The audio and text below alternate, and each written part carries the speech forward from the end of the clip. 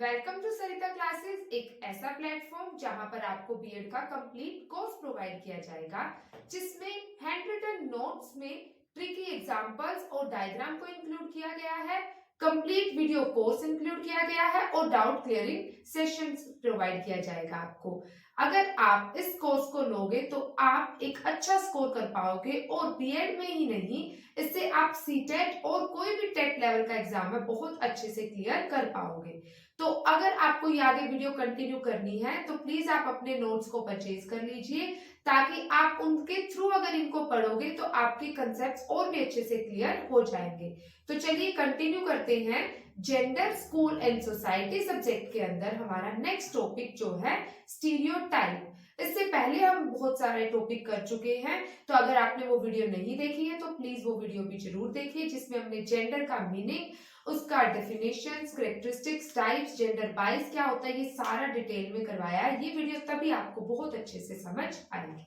अब टॉपिक है हमारा स्टीरियोटाइप। स्टीरियोटाइप क्या होता है कि हम किसी भी पर्सन या किसी भी ऑब्जेक्ट या थिंग के प्रति अपना क्विक डिसीजंस, कोई बिलीफ या इमेज तैयार कर लेते हैं।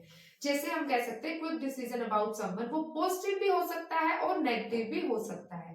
एग्जाम्पल के लिए, जैसे अगर हम किसी रेस्टोरेंट में जाते हैं खाना खाने के लिए और हम वहां पर कोई ऑर्डर लेते हैं, लेकिन हमें वो ऑर्डर अच्छा नहीं लगता, तो वहीं से हम अपना एक आइडिया ले लेते हैं या एक बिलीफ, एक इमेज तैयार कर लेते हैं कि हम आगे से या तो कभी उस रेस्टोरेंट में जाएंगे नहीं, सिर्फ एक पर्टिकुलर फूड, एक पर्टिकुलर ऑर्डर के कारण, या फिर हम उस रेस्टोरेंट में ही कभी नहीं जाएंगे।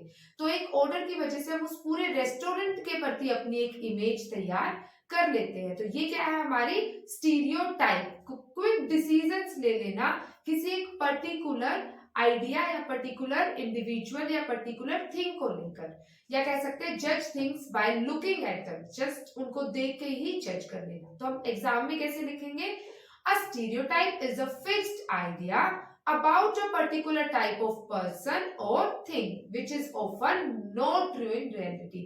क्योंकि हो सकता है वो खाना सिर्फ आपको ही पसंद ना आया हो, लेकिन ऐसा नहीं है ना कि उसका खाना ही खराब है, हम किसी दूसरों को भी बोलेंगे कि नहीं वो खाना अच्छा नहीं है। तो हमने किसी के प्रति बहुत एकदम से डिसीजन ले लिया, कोई डिसीजन ले लिया, इसे हम क्या कहेंगे, स्टीरियोटाइप। अब हम देखेंगे डेफिनेशंस। जब भी हम एग्जाम में प्रेजेंटेशन देंगे तो उसमें थोड़ा सा मीनिंग एक्सप्लेन करके हम उसके डेफिनेशंस को जरूर बताएंगे। तो रेवन और रूबिन ने क्या बताया है कि a stereotype is a preconceived idea about some group of people. हम क्या कह सकते हैं कि जैसे आपने अभी हमारी वीडियोस देखी, आपने हमारे थंबनेल देखे, आपको अगर ये चीज पसंद आई तो आप बार बार सबको बताओगे, फ्रीक्वेंटली उसको दूसरों को एक्सप्लेन करोगे कि हाँ ये जो टीचर है सरिता मैम है बहुत अच्छा पढ़ाते हैं। तो इसी तरीके से आप इसको आगे भी परस्यू करते रहोगे। तो कह सकते हैं image that is generally over simplified, rigid और फ्रीक्वेंटली, कि बार बार अगर आपको कोई चीज पसंद आती है तो आप उसको बार बार फॉलो करोगे। तो ये हो जाएगी हमारी स्टीरियोटाइप की डेफिनेशंस। अब हम इसको देखेंगे कि अगर हमें डिटेल में थोड़ा सा अगर 4 मार्क्स में आ जाए तो हमें कैसे लिखना है, या 8 मार्क्स के लिए भी कई बार पूछा जाता है तो हम थोड़ा से और इसके एग्जांपल्स और उसके एक्सप्लेनेशंस डाल सकते हैं। तो it is a set of belief. तो ये क्या होते हैं, बिलीफ होते हैं किसी चीज को लेके। जैसे आपके मेरे प्रति बिलीफ है कि हाँ सरिता मैम हमें बीएड कंप्लीट अच्छे से पूरा कोर्स प्रोवाइड करवाएंगे और बहुत अच्छा रैंक लेके आप आओगे, बेस्ड ऑन एक्यूरेट, इनएक्यूरेट और incomplete information that is critically applied to a whole group of people. लेकिन अगर आप किसी चीज के प्रति नेगेटिव होते हो, अगर आपको क्लासेस हमारी अच्छी नहीं लगती, अगर आप उसके प्रति क्या होते हो, नेगेटिव होते हो, तो उसके बारे में आप पूरे ग्रुप को, आप और भी किसी को यही बताओगे कि नहीं ये इतना अच्छा नहीं है, तो क्या हो जाएगा, वो पूरे ग्रुप पे अप्लाई करोगे आप। It denotes opinion about classes of individuals, group and objects which are preconceived। कोई भी चीज हो, चाहे वो ग्रुप्स हो, चाहे ऑब्जेक्ट्स हो, चाहे इंडिविजुअल्स हो, उसके प्रति आप पहले से ही वो अपना माइंड प्रिपेयर कर लेते हो। तो हम इसको कह सकते हैं कि ये सिर्फ एक माइंड सेट होता है जो आप अपने लिए प्रिपेयर करते हो, और वो क्या हो सकता है, पॉजिटिव भी होता है और वो नेगेटिव भी हो सकता है। ठीक है, स्टीरियोटाइप स्टीरियोटाइप, प्रेजुडाइज और डिस्क्रिमिनेशन, ये 3 ऐसे वर्ड हैं जो कि इंटर रिलेटेड यूज किए जाते हैं, लेकिन तीनों में थोड़ा सा डिफरेंट होता है।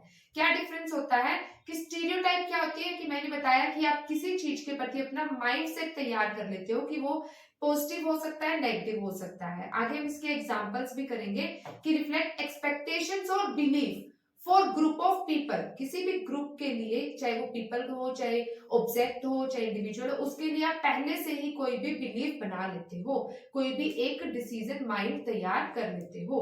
प्रेजुडाइज क्या होता है, रिप्रेजेंट करता है इमोशनल रिस्पॉन्स को, कि आप उस चीज को अपने बिहाफ पे किस तरीके से दूसरों पे अप्लाई करते हो। और डिस्क्रिमिनेशन क्या होता है, भेदभाव करना, बायसनेस करना, कि आपने एक चीज में, जैसे गर्ल्स और बॉयज होते हैं, जेंडर होता है, जेंडर स्टीरियोटाइप होता है, जिसे हम कहते हैं कि वुमेन्स और मैन होते हैं, कि वुमेन्स क्राई करते हैं, मैन क्राई नहीं करते। तो जो वुमेन गर्ल्स होती है वो मैथ में अच्छी नहीं होती, बॉयज होते हैं, ये आपने क्या कर दिया, एक डिस्क्रिमिनेशन कर दिया। अब देखते हैं इसके एग्जाम्पल क्या होंगे स्टीरियोटाइप के। हिपीज आर डर्टी, तो आपने ये नेगेटिव माइंडसेट तैयार कर लिया कि जो हिपीज एक कम्युनिटी होते हैं, इसको ये आपने क्या लिया, ग्रुप ऑफ पीपल, तो आपने ग्रुप ऑफ पीपल को ही मान लिया कि, या फिर सोसाइटी को कह सकते हो आप कि वो क्या होते हैं, नेगेटिव क्वालिटीज की, वो डर्टी होते हैं। और इंग्लिश पीपल आर इंटेलिजेंट, तो आपने ये पॉजिटिव सोचा कि जितने भी जो इंग्लिश पीपल होते हैं वो बहुत ज्यादा इंटेलिजेंट होते हैं। तो हम क्या कह सकते हैं कि जो स्टीरियोटाइप होते हैं वो नेगेटिव और पॉजिटिव दोनों हो सकते हैं।